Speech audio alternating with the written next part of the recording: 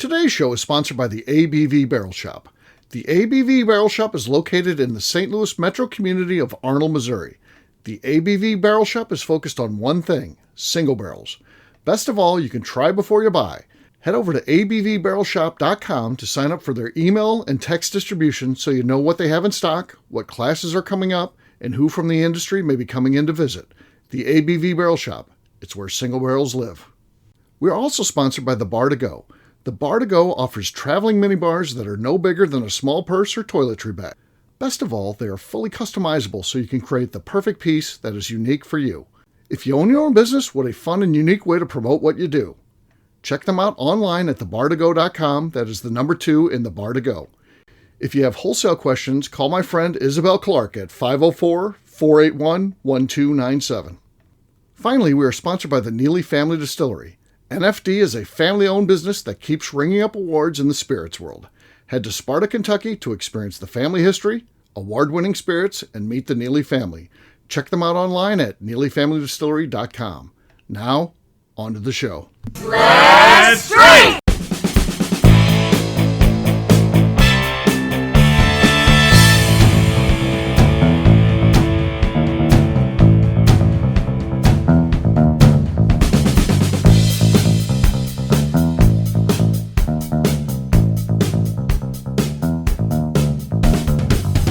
Welcome to the Bourbon Daily, the podcast about everything bourbon delivered to you every day of the week. Today on the show, we talk about Neeley's new 3-chamber still. My name is Miss Becca Sue. Please join me in welcoming my co-host, Steve Akeley, as well as our special guests, Royce Neeley, Tim Swyatt, Jeff Andreezy, and Kathy Cool. Hey gang, what's up? Howdy. What's happening? Hey everyone. Hey-oh, so yeah, we're going to be talking today about the new 3-chamber still at Neeley Family Distillery. Saw some exciting pictures, and obviously everyone's enthused about this thing going in and what the future is going to bring with it. We'll get to all that after the break. For right now, Tim said there's something you want to talk about. What is that, sir? Yeah, so we had a family holiday party. We had 3 weekends in a row of holiday parties. So Thanksgiving hosting, neighborhood party, and then a family party this past weekend from when we were recording here. Yeah. And I did not know brie was such a divisive cheese on a charcuterie board. Really? Is it? Seems pretty neutral to me. Pretty neutral. I would think so. So my audience is coming from Central Illinois. So let's call it Peoria, Illinois, Champaign, a little town called Amboy, Illinois, and Des Moines, Iowa. And there was a quite divergence of opinions on brie being part of our charcuterie board. Okay. Is brie, or is there any cheese or something like that should not be on a charcuterie board outside of, we know baked beans shouldn't be anywhere near Thanksgiving or holiday dishes? Everything is allowed on a charcuterie. You just need, if you have something weird there, which brie is not weird, so that's a weird thing for people to get upset about. It's not weird at all. But if you have a weird cheese on there, then you should have little names by them so people know what it is. Correct. Right. I personally do not like any goat's cheese, and so I don't like to eat goat cheese. I don't like to be fooled. I don't like goat cheese either. Goat cheese Crumbly. is just not good. Crumbly like It's manchego. a weird tangy too. But there's a lot of people that really love goat cheese, and so it should be on there. I don't have a problem with it. I just don't eat it. People that love it, but it should be tagged with, like, all you do is you can literally just go on your computer, type it up, and then print it, cut out a little tiny thing, and then just tape it onto a toothpick as a little flag, and you just stick it right in there. It's very easy to tag everything in there if you do it. I could handwrite it with my writing. I've got bad handwriting, Steve. Okay. So but you can handwrite it. But you just make little flags. You put it in the cheese, and then people know what it is. My handwriting has an accent. The damn accent. But you just tell people. Some ladies just jerked the car in oncoming traffic on that one. They can't control themselves when you just said that. Right. Yeah. I don't think you should put American cheese slices on a cheese board. Okay. All right, Kathy. Yes. Cheese sticks. No, cheese sticks he would have a place, maybe. String cheese doesn't deserve to be on there. Okay. What about just blue cheese? No, it's like it's too. Yeah, there's a place for blue cheese. I don't think it should be on a cheese. I think it should. If you have the actual wedge cheese, you've got a block of it. Cheese, should be on there. I don't think so. Not crumbled blue cheese, but a wedge. Yeah, I'm talking crumbled blue cheese. I don't think there's a cheese I don't like. I think They're all cheeses. Limburger? Good cheese. Stilton cheese. I don't know that I've had it, but I like it. Is your policy the same on meats? Like, Absolutely. Tons of sliced meats, prosciutto, various different types of sausages. What about liverwurst? Sausage, salamis, pepperonis. Just about like call it a liverwurst? pate. Oh, God, no. What are you, feeding a cat? Yeah, this stuff's terrible. Oh, No, that's good Braunschweiger? stuff. Have you ever Great tried stuff. Braunschweiger? I tell you what, when I was a kid, my grandfather gave me some Braunschweiger, and to this day, it still flips my stomach to think about it.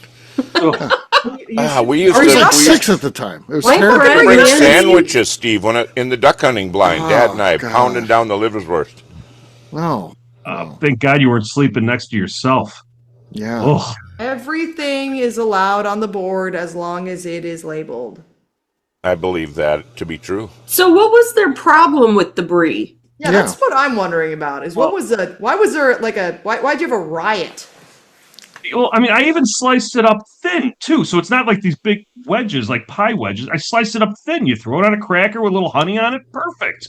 We had some cranberry sauce on there. You did different little jellies and stuff like that on there, too. And just think I think this one family member just wanted to pick a fight is really What what did it she came down say? to. Like, what did she say about, like, how dare Was you? it the Iowa person? I bet it was the Iowa person. It was the Iowa person. Yeah, fuck yeah. Iowa. They're not exactly cultured in Iowa. No, I they're a mean, bunch of what were incompetent, they mad obnoxious, about it worthless for? assholes. Yeah. What was offensive about the brie?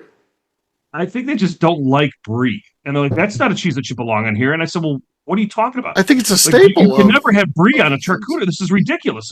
What are you? And I'm like, what am I? I will be honest, there was a lot of Neeley product flowing that night. So it wouldn't surprise me if it was induced by some type of honesty and hatred for me on something else. And I However, feel like brie cheese is like an all-star of the charcuterie board. So Rebecca's saying anything going on there, fine, but there are some that are standouts. I think brie is I agree. fine. Like, brie should be on there. right. Was it in a pastry shell, Tim? what should you put on here instead? And they're like, there should be more cheddar. And I'm like, Oh, God. Cheddar. get out of here. Let me get your Lunchable for you. Let me pack that Yeah. up for you on the way home.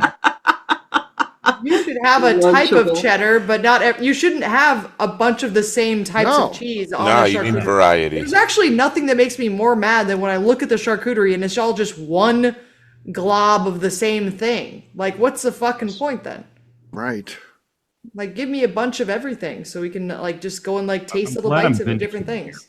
Yeah. 'Cause this is very. I mean, it is a polarizing topic when you bring up what should or should not be on a charcuterie board. That I get because people have their own mindset on it. But brie is the one that blew my mind. I'm like, because Steve, I was with you. I'm like, well, I thought I was getting pretty fancy throwing out some brie versus some goat cheese that crumbles everywhere, and it's just ugh.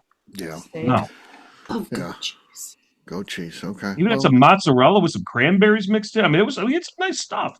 But brie is what threw the family gauntlet down, and we had to Okay. have a debate about That's it. the strangest argument to have. Right. But it's a very typical family argument, frankly. Well, Better than a political argument, I guess. Sure. On that note, guess what, gang? It's time to drink. What is everyone drinking? Let's start with Royce Neeley. Make sure he's still alive. He didn't weigh in on the brie.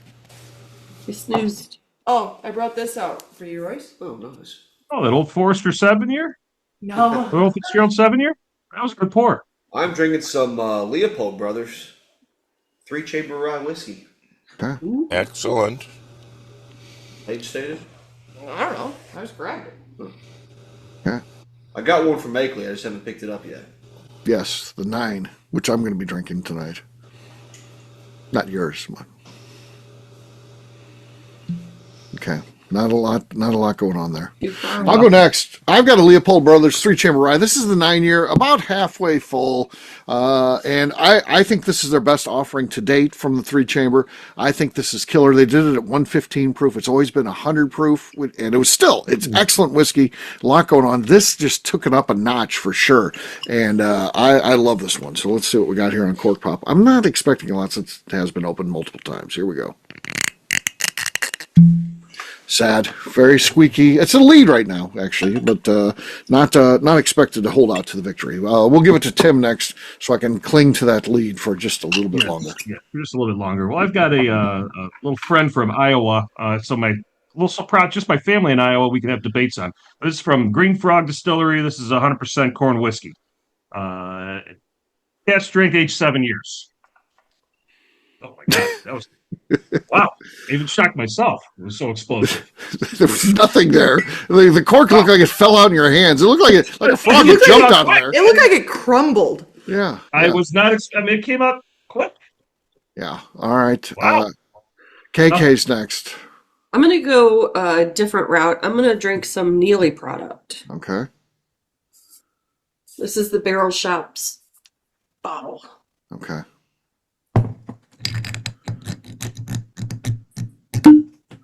Oh, that's our lead right there. That was nice. That was very nice. Jeff is next. Well, just to let Royce know, I'm still on the Atonement tour. I've got some Hidden Barn. This is it says B. Grim Reaper Okay. and a Weeder Pick on the back. All right.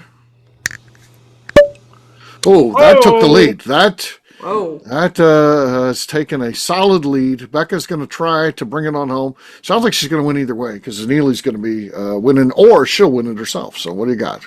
Royce, just so you know, Jeff decided to not vote for us in a bracket challenge. And so Yeah, he could have had you guys win the whole thing, and instead he's like, I'm going to go with, So he voted against us. So Royce was unaware of what your transgressions were, but now he's fully aware of your transgressions. Nobody mentions the two people that voted for Whiskey Row before me.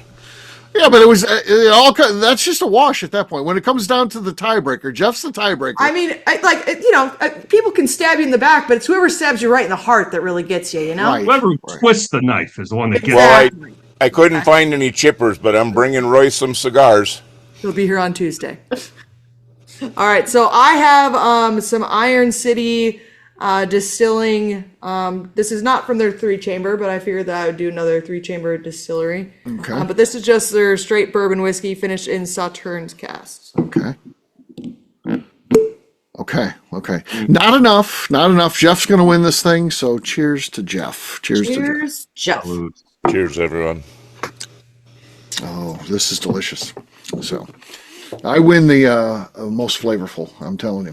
All What right. did you have? The 3-chamber 9-year-old rye from this year from Leopold. So, yeah, very cool.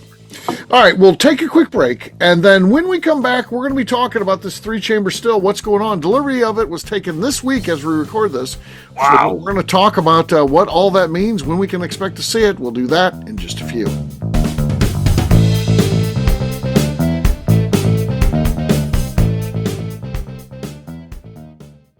Okay, let's talk about the people that make these shows happen. First up is the Stave and Thief Society. Via their in-person class at Moonshine University in Louisville, Kentucky, the Stave and Thief Society is the place where you, a bourbon enthusiast, can expand your knowledge and emerge an executive bourbon steward. In 2017, I completed my executive bourbon steward certification.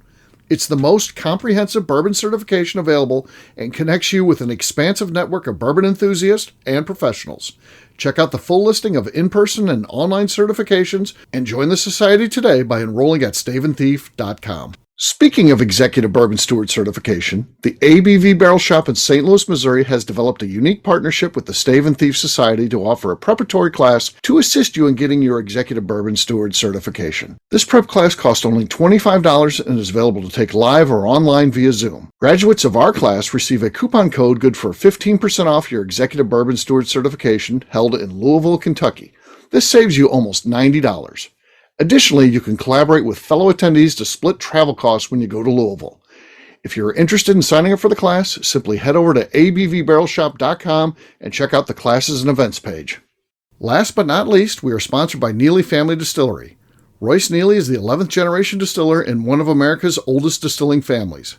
A visit to Neeley Family Distillery takes you through family history, where you can see all the artifacts and newspaper clippings through the years from this family that started distilling in America after James Neeley arrived from Northern Ireland in 1740. Today, Royce Neeley and his team are crafting some of the best spirits in America. Their bourbon and absinthe offerings keep winning top honors in the spirits competitions. Recently, their absinthe made history as the first platinum winner in the absinthe category at the San Francisco Spirits Competition. Neeley Family Distillery is definitely a bucket list destination if you are a bourbon fan. Learn more about their spirit offerings, visiting their facility, and the awards they have collected over at NeeleyFamilyDistillery.com. And now, back to the show.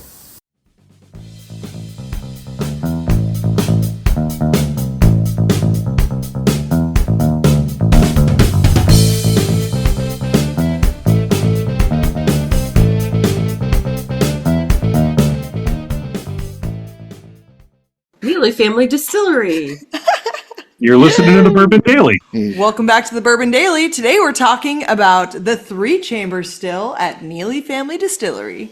Yes, we are. So, Royce, talk sir. to us a little bit. This got delivered this week as we record this. We're recording on a Sunday, and on Thursday, so just the past Thursday, a couple days ago, this was delivered to your place. Tell us a little bit about what that was like, what that encompassed. Looked like there was a crane involved and all kinds of stuff and some photos I saw. So tell us about it. Yeah, it's been a long process. We were first told that the still would be ready back in like late June, early July. Yeah.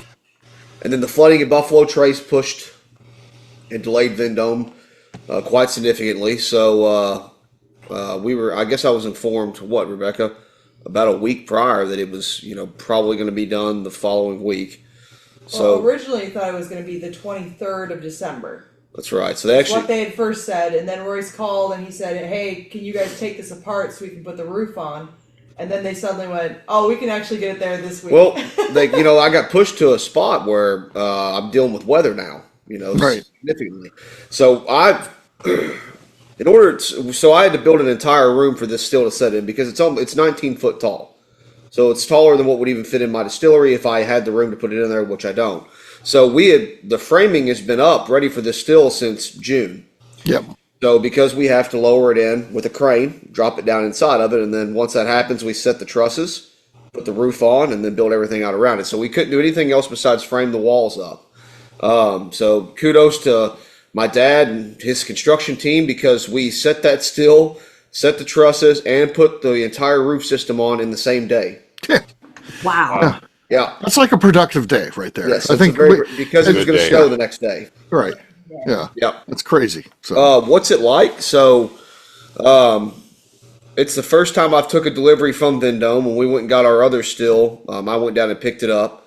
This one comes in on a rollback truck. So I unloaded everything off of the forklift first, and then we backed the truck on in and used a crane, which was different, to lift it almost 60 foot up in the air over top of the rick house. So I'm like, all right, if it falls now, and I'm not going to lie to you, I've been waiting a year for this thing. It's, oh my God. it's not cheap. And, hey, the crane guy knew what he was doing. I'm not going to question the crane guy, but the strap, it was a strap. It wasn't a chain. It was a cloth. I was like, is this really what we're picking? Okay, all right, I guess this is what we're picking this thing up with. But we did. So we lifted it up, lowered it in, and set it down. My grandpa would have loved to have been there to scream the entire way. Right. Commands of what to do to the crane driver. Yeah. The operator. It was quite the experience. And filmmaker Bo Cumberland was on site, right? Getting video footage It for was. It was about 3 degrees outside, so we all froze the entire time. Was he in shorts? No, he wasn't in shorts. He was in sweatpants, but it was still Okay. cold. Colder Okay. than he was expecting, I think. But he hung in there with us the entire time. Okay. That's good. That's good. Yeah. So I'm glad to hear he's in regular pants, at least, some sort of pants. So Yeah. So I took the thumper and the worm tub were up here in my garage with the rest of the piping and the valves and everything. And the actual still itself is mounted and sitting down there in the room, waiting for, everything else to be completed around it. I haven't posted about it yet because frankly, I didn't, it's exposed to where somebody could get inside of it, inside of the room. So I didn't want to post it online and let's be quite honest. It's a crackhead's wet dream. All that copper sitting down there, and geez. with the Sawzall would love to come down there and just, I'm sure, test the bounds of my shooting ability. Yeah. There you go. So how long do you think it's going to take? Next step, I assume, is the build out, pipe everything in, build the office that goes next to it and all that. I wouldn't think that takes a terrible amount of time, but how long are you thinking on that? You got to remember this thing's got 22 foot tall walls. We're going to metal inside and out.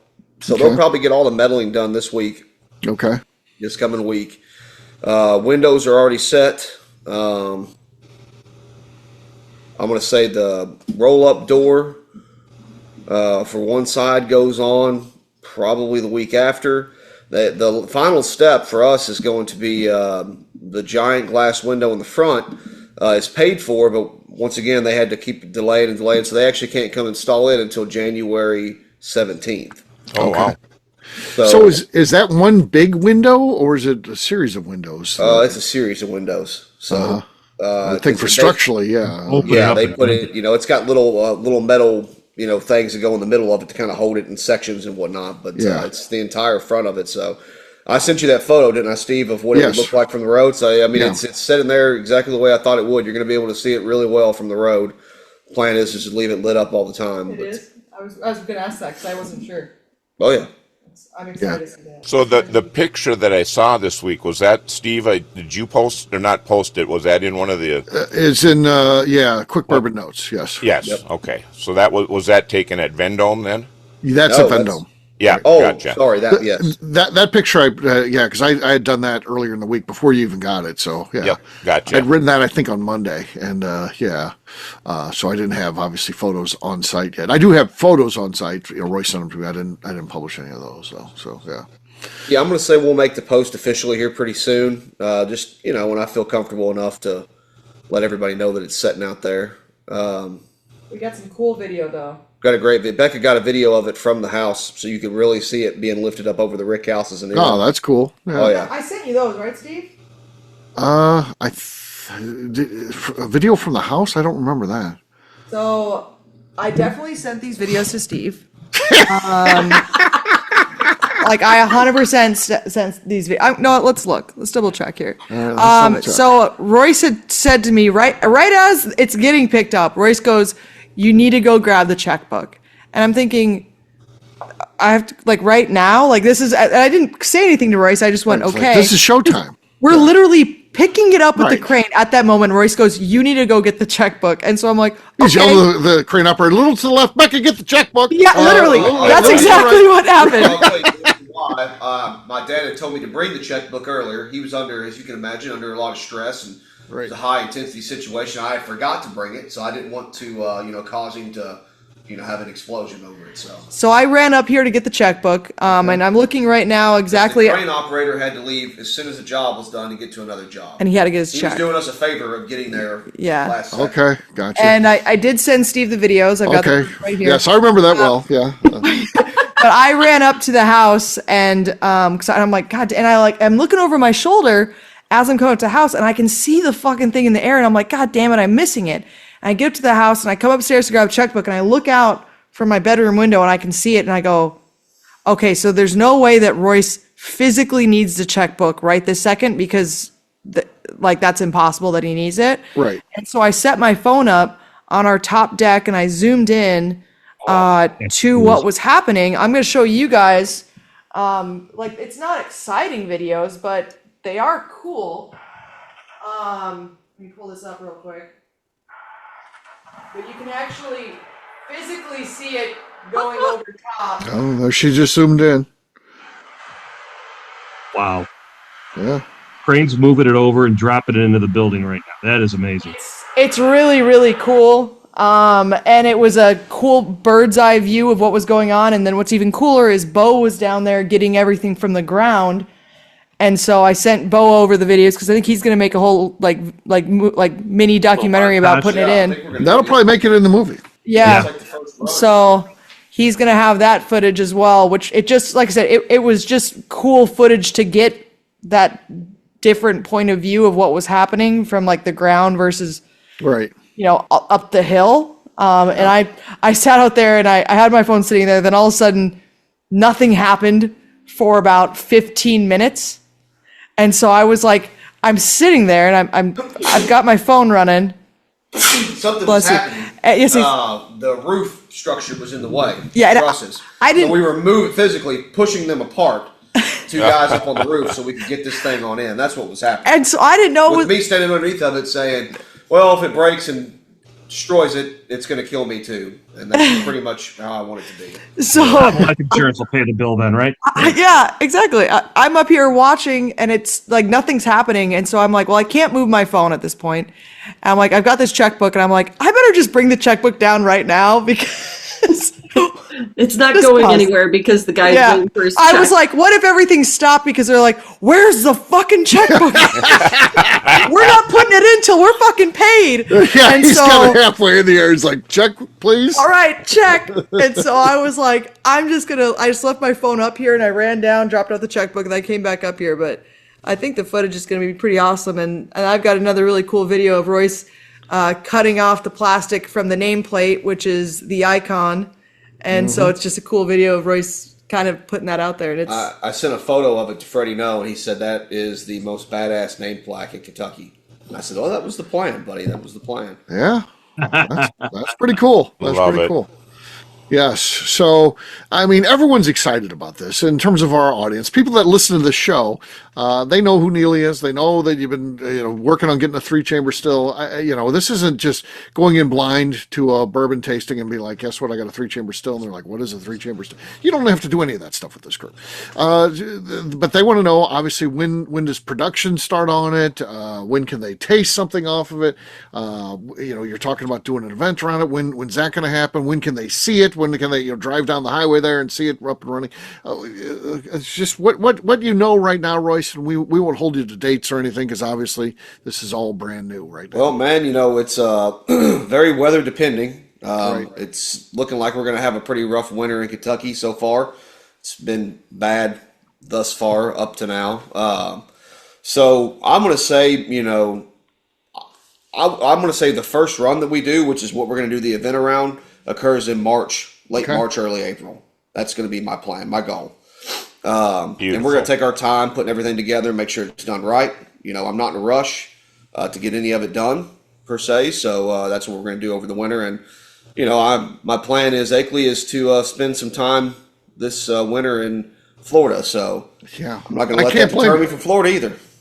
Yeah, as we're sitting in St. Louis, it was whatever 4 degrees with the wind chill and whatever the other day. I was like, "Fuck, why are we here? Where?" I was pushing snow this morning at like 8 a.m. Yeah, wearing a Hawaiian shirt. Yeah. It's like this is.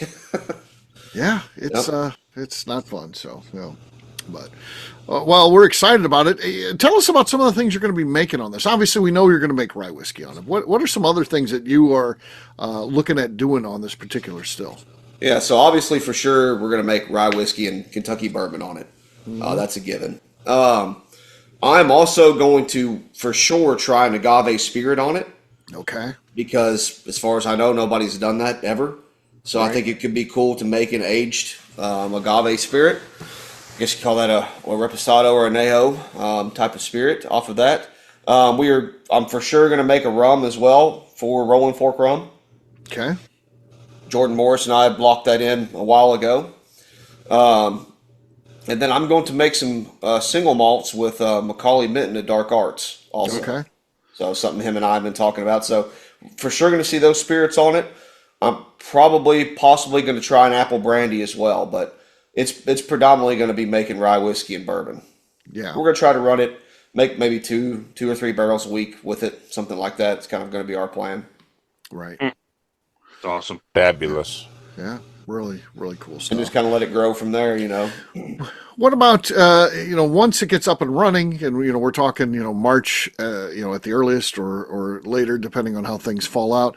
Is it going to be then part of the tours? Do we going to get to go and see this thing and all that kind of stuff? You're talking about it, and I actually told Rebecca the building itself is just as if not more important than the still is, because the presentation of it is incredibly important, and that was. That's one of the biggest aspects of the still is the draw of bringing people in to take a look at it and everything on the Bourbon Trail. It being the first still in Kentucky like that since the 1880s. So, it's a focal point on the tour. So as they go out to the Rick House, they'll go right beside of it, and we're going to start incorporating that to where they'll go in there and get to taste whiskey coming off of it, and it's going to add a great part to our tour. So now they'll be tasting two different stills running at different points. That is incredibly interesting, and I think something we're all excited about seeing, is watching this thing run, and the thing we're all most excited about is tasting some whiskey off of it. So should be Exactly. Should be good. Our future is bright. So there you go. On that note, we'll wrap this one up as we always do by talking about where people can find us. Jeff, we'll start with you. Where can people find you? Well, Tuesday afternoon, you can find me at Neeley Family Distillery. In the meantime, I'm on Facebook, Instagram, and the Cigar Dojo, Jeff Andreezy, 2 I's and 2 Z's. All right, Tim. You can find me while taping the show going to Neeley Family Distillery's new online bottle website and buying some bottles while we were talking. And you can find me on Instagram at SwyGuy2112 and on YouTube at our flagship whiskey. All right, KK. You can find me on Instagram at KKCaststrength. Royce. So I guess one real quick, I just want to thank everybody for their interest in the still. It's been really great over the past year of designing it, working on it, and just talking with everybody, and seeing people be excited about it. It just makes it so much more special for us. So I just want to thank everybody for that. One, but yeah, you can find me on Facebook and Instagram at Neeley Family Distillery and at NeeleyFamilyDistillery.com. All right, Miss Becca Sue. You can find me at Tim Swyatt's house because now I have his address. I you didn't have it before. Stealing pillows off his bed. Oh, yeah. But You you don't can want find those pillows. No. oh God, you can find me on Twitter and on Instagram at Miss Becca Sue, 1K, no C's. All right, for me, I'm an easy guy to find. I'm at Steve Akeley, Twitter, Instagram, or Facebook. I've got a website, steveakeley.com. We've also got a company website, abvnetwork.com. That's the one you got to check out. All of our content is out there. You can go back and hear the early days of Royce, Neeley, and I talking about the distillery. No talk of a 3-chamber back then. What an evolution it's been, and so much fun to be able to watch what he's been able to do with that distillery. Fun stuff. And yeah. Wow. Yeah, I think everybody is on board with me on that one and enjoy what he's been able to do. So, and also head over to abvbarrelshop.com. We have a lot of cool events and things like that, tastings. We're always getting new barrels in. The way to follow all that stuff is through our website, and then sign up for email distribution right there on the main page. We are at abvbarrelshop.com. Becca, anything else to say before we get out of here? I just like to remind the audience to please give us a 5-star review that includes comments. It helps new people find the show, which is very important to us. If you like what we're doing, we ask you please visit our Patreon page at patreon.com/the ABV Network. Great job today, gang. For our audience, we'll have a brand new show for you tomorrow. Looking forward to that. Until then, take care, everybody. See ya. Bye. Bye-bye. Bye. Peace.